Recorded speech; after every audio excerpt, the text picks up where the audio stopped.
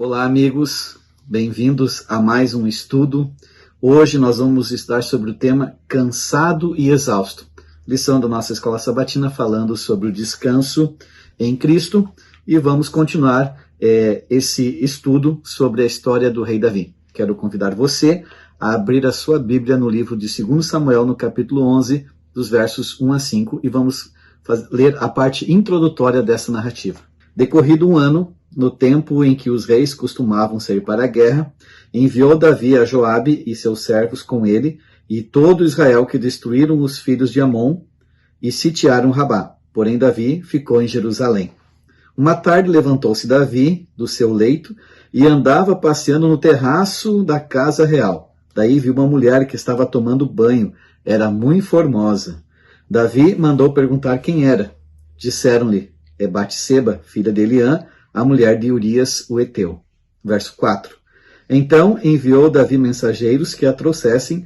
Ela veio e ele se deitou com ela. Tendo-se ela purificado de sua imundícia, voltou para sua casa. A mulher concebeu e mandou dizer a Davi: estou grávida. E a narrativa continua, essa história do rei Davi.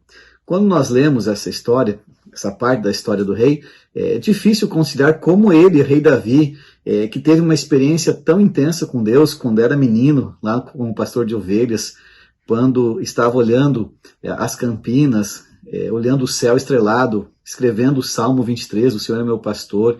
Durante tantos momentos da vida que Deus o livrou, o episódio de Davi com Golias, ali, a fé que ele teve, e agora a gente se depara com uma história e vê Davi num momento em que ele deveria, como rei, dar o exemplo para o povo, estar lá em batalha. Ele estava agora ali na sua sacada real, tranquilo, alheio ao que estava acontecendo com o seu exército. Joabe estava liderando o povo. E você sabe que quando a pessoa está desocupada, né? Tem um ditado que fala, né? Mente vazia, né? Casa do inimigo.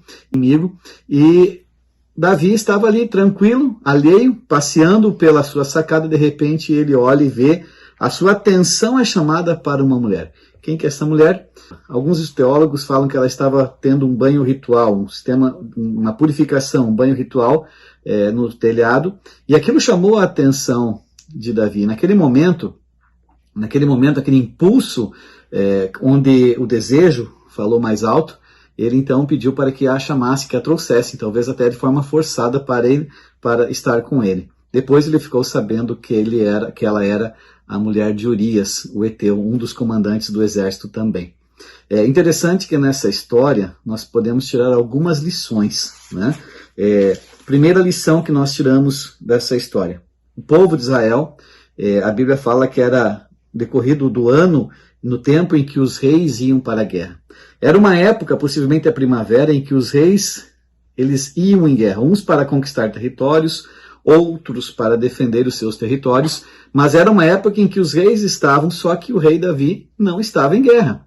E a lição que nós tiramos, a primeira lição que a gente tira dessa história é que quando deixamos de cumprir o nosso dever, quando nos entregamos a desejos no lugar de fazer o que é certo, nós nos tornamos vulneráveis às tentações sedutoras do inimigo. Davi, ele era o rei, ele tinha que dar o exemplo, e como rei, ele não estava acima da lei, nem tampouco acima da lei de Deus. E por ele estar no momento, numa situação desocupado, Satanás então começou a atuar na mente dele. Primeira lição: quando não estamos ou quando deixamos de cumprir o nosso dever, nos tornamos vulneráveis. A segunda lição que nós tiramos dessa história é uma consequência da primeira, né? Os ataques de Satanás, ele vem sempre quando nós menos esperamos. Provérbios 4, 23, ele diz assim: de tudo que se deve guardar, guarda bem o seu coração, porque dele procede as fontes da vida. Né?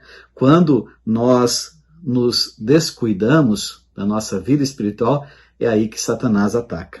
O pecado, ele sempre começa na mente, nossa mente, né? Davi, ele se aventurou no terreno de Satanás. Ele avançou, e quando ele percebeu agora, ele já tinha avançado o limite, né? Então, nós vemos aí quando a pessoa está realmente com a mente desocupada, né, sem ter uma ocupação, ela se torna realmente assim fácil, um alvo fácil do inimigo de Deus. A terceira lição que nós podemos extrair desse episódio é que Davi tentou acobertar o seu pecado com Betseba, né? E na narrativa de 2 Samuel 11, do verso 6 ao 13, nós vemos ali o ato desesperador de Davi em tentar solucionar o problema. Né? A gente quer resolver os problemas com os nossos próprios recursos, com a nossa capacidade, mas a gente só acaba estragando mais. Né? Davi chamou Urias, convidou ele, ofereceu um banquete, fez com que ele bebesse e disse para ele: vai para a tua casa e fica com a tua mulher. Só que Urias, pela narrativa, nós vemos que ele não foi até a sua casa, ele ficou na porta do palácio ali. E quando Davi descobriu, Davi ficou perplexo, porque o plano que ele tinha, ele achava que iria resolver a situação, não foi assim que aconteceu. A terceira lição que nós tiramos é que Davi tentou acobertar o adultério com Betseba, mas o pecado nunca pode ser encoberto por muito tempo. O pecado nunca fica encoberto. Certamente ele nos encontrará. Está escrito lá em Números 32, verso 23. Os atos pecaminosos, eles sempre vêm à tona. Eclesiastes 12, 13 e 14 também fala que Deus há de trazer a juízo todas as obras, até as que estão escondidas, quer sejam boas, quer sejam más. Então, não importa o que a gente faça para tentar esconder o pecado, mais cedo ou mais tarde ele volta.